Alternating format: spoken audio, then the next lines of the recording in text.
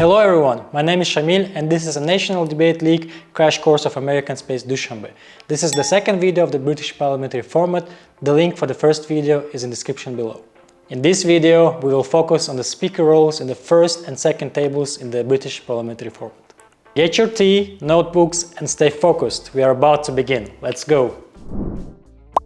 In British Parliamentary Format, there are 4 teams standing in pro and con sides. 2 teams in the affirmative and 2 teams in the negative sides. You can see the room graphic here. You may ask why there are 2 separate teams on both sides. Why couldn't they be one big team? That's because even being on the same line, you still can compete for better ideas and better solutions. You and I can both like chocolate ice cream, but for different reasons. And when we tell our other friend our arguments, they can choose which of us has better reasons to love chocolate ice cream. It's time to understand the roles of opening tables and closing tables in a BPF. The teams of opening tables are opponents of each other, just like the teams of closing tables, but their functions are similar to each other. Let's look at the functions of opening tables. Number 1. The first affirmative speech, which is either 5 or 7 minutes long, should include the following points. First, start with an introduction. The purpose of the introduction is to capture the audience's attention.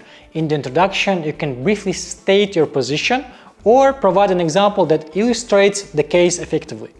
The introduction should be captivating. Second, provide definitions. The purpose of definitions is to clarify words or expressions in the topic formulation if they can be interpreted differently. The goal of the affirmative team is to explain these words in the interest of the debate, ensuring that both teams and the judge understand them unambiguously. Next one, state the problem. The problem answers the question of why we are discussing this topic in the first place and what is wrong. To demonstrate the problem, it is useful to provide examples and show statistics. Present the plan. The plan offers a solution to the problem. It is a continuation of the problem where the affirmative team proposes a solution that will address the previous problem. Next one, case overview. When presenting the case overview, the speaker briefly indicates all the arguments that will be presented during the debate. This applies to both the arguments they will present themselves and the arguments in the second affirmative speech. The above should constitute about 1/3 of the speech. Next one, arguments. The first speaker of the affirmative team should present 1 or 2 arguments in favor of their case. For guidance on constructing arguments, refer to our video on argument construction. Arguments should comprise 2/3 of the speech. Next one. During the speech, the speaker may receive a question from opponents, known as a point of information, POI. The speaker can choose to accept or reject the POI. With that, the first speaker concludes their speech. The first opposing speech follows a similar structure, but it is directed against the opposing side's argument. The speaker also first begins with introduction. The function of the introduction is the same in all speeches. In the opposition speech, the introduction can include the main refutation of the affirmative team's case, among other things. Second, provides a definition. The refutation team should refer to the definitions presented by the affirmative team and indicate whether they agree with them. Generally, the refutation team should agree with the definitions to avoid confusion and ambiguity. However, if the affirmative team defines certain words in a way that contradicts the common interpretation of those words, the negative team has the right to disagree with the definitions. In such cases, the refutation team should explain why the affirmative team's definition is incorrect and provide its own correct definitions. Next one also highlights the problem. The negative team can agree or disagree with the problem stated by the affirmative team. If the negative team agrees with the problem, they should propose an alternative solution for its discussion alongside their plan. If the negative team disagrees with the problem, they should explain and prove their point of view. Next one has a plan. The goal of the negative team's plan is to present a solution that would help address the problem presented in the debate. The solution should differ from the plan proposed by the affirmative team, and the negative team's goal is to demonstrate during the debate why their plan is superior to the affirmative team's plan. If the negative team previously claimed that the problem presented by the affirmative team does not exist, they should show why the current situation is the best solution for all parties. Next one, proceeds to present the case. During the case presentation, the speaker briefly indicates all the arguments that the negative team will present during the debate.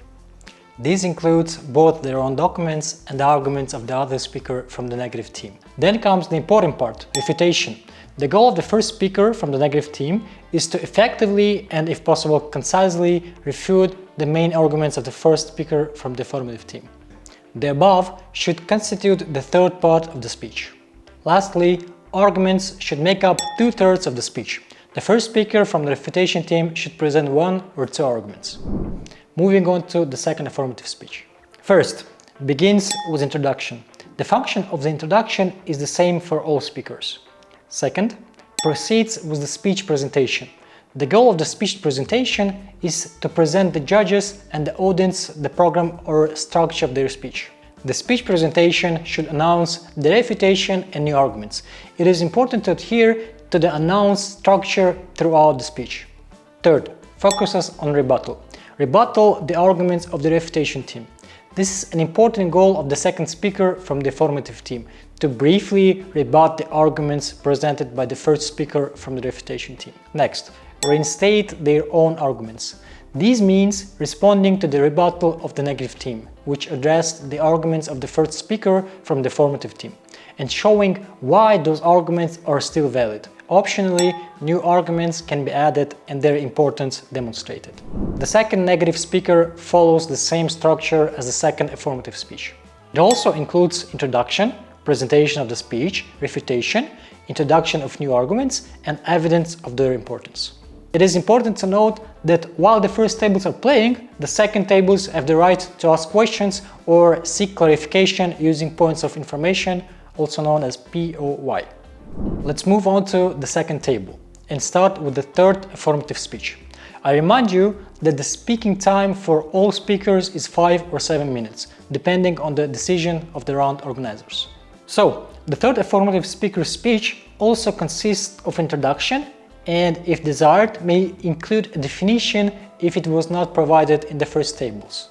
The speaker can choose to spend 1 minute less or more on rebuttal of the ideas of the negative side speakers. Next is the extension.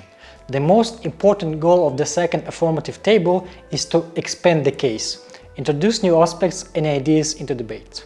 This means that the speaker's speech should include 1 or 2 completely new arguments that they will substantiate. Another option for expansion is to use existing ideas and elaborate on them, breaking them down into many new arguments that ultimately provide a better understanding of the topic. This is a matter of experience, but the most reliable and best option is to have new strong arguments. The extension should make up 1/3 of the speech. The third negative side speaker does the same as the third affirmative speaker. Starts with introduction, then provides a definition if necessary, refutes the arguments of the third affirmative speaker, and then expands on new arguments and presents their importance. We are on the home stage. It's time to introduce you to the tasks of the concluding speeches. The concluding affirmative speech starts as usual with introduction. Then the most interesting part begins, the comparison of two sides. The concluding speech summarizes the debate, showing how the proposed solutions and the arguments from their side, and specifically their team, will improve the world, and how the opposing side failed to rebuttal these arguments. In the concluding speech, the main differences in the worldview of the affirmative and negative teams can be presented, as well as showing why the world of the speaker's side is better. It is important for the concluding speaker to keep track of all the speeches throughout the game and analyze them. In the speech, they often compare the main ideas presented in the tables and highlight the strengths of them. It's also important for this speaker to explain how they and their teammate have contributed more to the game than others. And now, guess what the last negative speaker does. In general, these speakers summarize the debate. By the way, the government and opposition only fulfill their task if there was a collision of positions during the debate.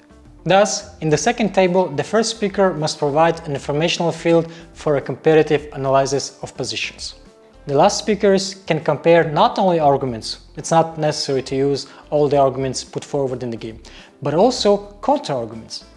These can be 1 or 2 positions and thereby show why their team was more convincing on their argumentation. That's all. Thank you for watching. For more resources, check the links below. Don't forget to watch the other videos and most importantly, participate in debates, because practice makes perfect. Good luck with your games. Bye bye.